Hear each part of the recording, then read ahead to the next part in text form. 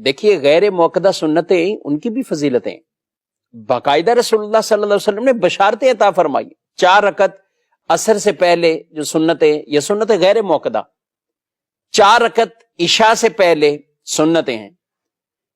عصر سے پہلے 4 رکعت جو پڑھی جاتی ہیں، رسول اللہ صلی اللہ علیہ وسلم اس کے لیے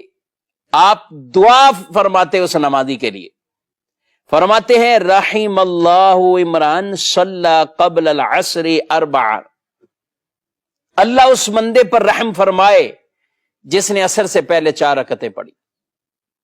اب بتائیے رسول اللہ صلی اللہ علیہ وسلم دعا فرما رہے ہیں، اور دعا کون سی؟ رحمت کی دعا ہے۔ جناب رحمت للعالمین صلی اللہ علیہ وسلم اللہ کی رحمت کے لیے کہہ رہے ہیں اور دعا فرما رہے ہیں اللہ اس بندے پر رحم فرمائے جو عصر سے پہلے 4 رکعتیں پڑھ لیتا ہے۔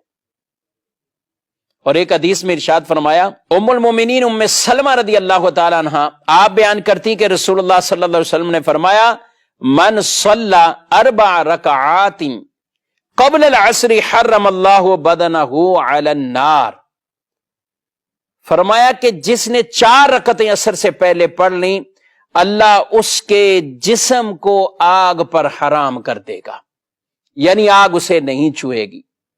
جہنم کی آگ سے گویا کہ وہ آدمی محفوظ ہو جائے گا۔ ایک اور روایت میں یہ بات رسول اللہ صلی اللہ علیہ وسلم نے فرمائی، حضرت عمر رضی اللہ تعالیٰ عنہ نے بیان کیا کہ ارشاد فرمایا من صلی 4 رکعات قبل العصر لم تمسہ النار،